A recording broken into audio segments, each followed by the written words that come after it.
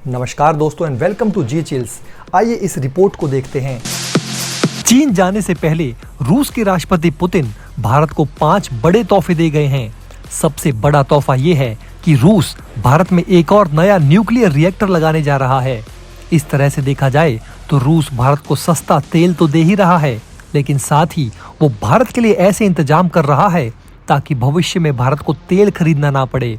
इसके साथ ही दूसरा सबसे बड़ा तोहफा ये है कि रूस भारत से $4 बिलियन का हथियार मंगा रहा है। इस तरह से रूस भारत के डिफेंस मैन्युफैक्चरिंग और एक्सपोर्ट को बूस्ट करने में अहम रोल निभाएगा। तीसरा सबसे बड़ा तोहफा ये है कि रूस ने जिस लेवल पर इंडियन रुपये को दुनिया में इज्जत दी है, शायद ये इज्जत दूसरा कोई देश नहीं देगा। उसे इंडियन रुपये की ताकत समझ आ गई है और अब रूस ने फैसला किया है कि वो भारत में फंसे इंडियन रुपये को दूसरी करेंसी में नहीं बदलेगा।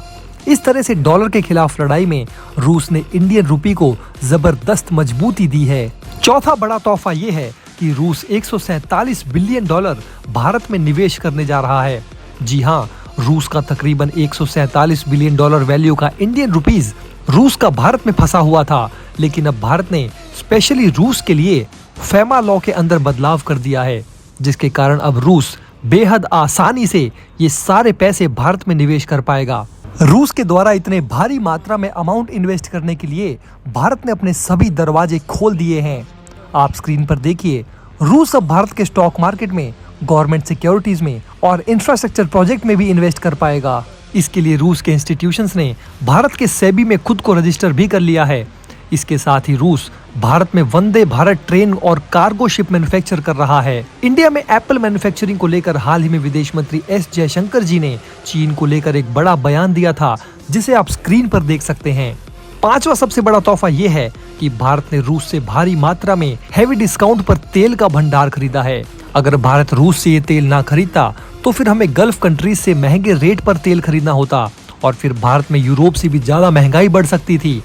अब स्क्रीन पर देखिए, भारत ने फाइनेंशियल ईयर 2024 में रूस से तकरीबन $46 बिलियन का तेल खरीदा है और रूस से सस्ता तेल खरीदने के कारण भारत को तकरीबन $13 बिलियन का मुनाफा हुआ है, ऐसा रिपोर्ट में बताया जा रहा है। छठा सबसे बड़ा तोहफा ये है कि चीन जाने से पहले पुतिन ने अपना सबसे फेवरेट लड़ाकू विमान सुखोई 35 भारत को ऑफर कर दिया है।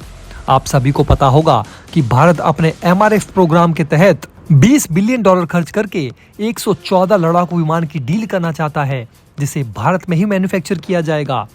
सातवां सबसे बड़ा तोहफा ये है कि पन्नू मामले में अमेरिका भारत को फंसाना चाहता था, लेकिन लंबी चुप्पी के बाद रूस ने अमेरिका को करारा जवाब देते हुए कहा है कि बिना किसी सबूत के भारत को परेशान करना बंद करो।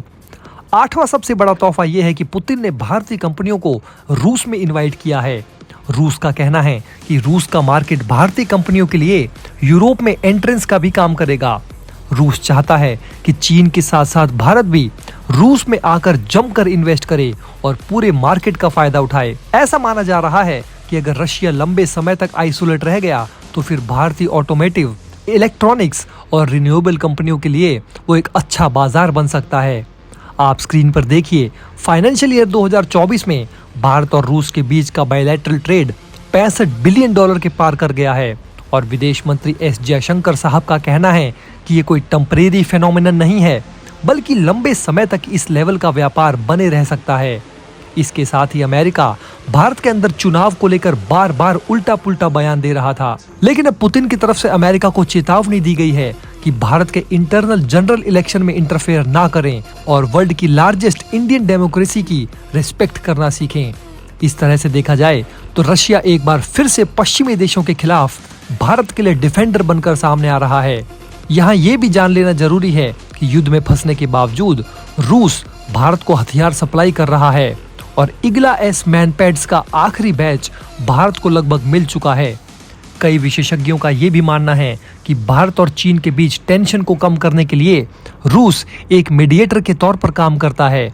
शायद इसी कारण पुतिन के चीन जाने से ठीक पहले चीन ने अपने राजदूत को भारत भेज दिया है। इसके साथ ही पिछले कुछ समय में पुतिन ने मोदी को लेकर कई बड़े बयान दिए हैं। एक बयान में उन्होंने कहा था कि भारत और रूस के बीच मजबूत रिश्ते के लिए पीएम मोदी मेन ग्रांटर के तौर पर काम करते हैं और उन्हें देश हित के खिलाफ फैसला लेने के लिए कभी डराया धमकाया नहीं जा सकता। पुतिन ने ये भी कहा था कि रूस भारत पर पूरे विश्वास के साथ भरोसा करता है। चलते चलते स्क्रीन पर हम आपके लिए एक इम्पोर्टेंट सवाल छोड़ जाते हैं, आप इसे ट्राई कीजिए। इस विश्लेषण पर आप अपनी राय हमें नीचे कमेंट बॉक्स में लिखकर जरूर बताएं। उम्मीद करते हैं कि आप हमारे इस वीडियो पर कम से कम 200 लाइक देंगे। ऐसे ही ज्यादा महत्वपूर्ण जानकारी के लिए आप हमारे चैनल जी चिल्स पर भी विजिट कीजिए। धन्यवाद।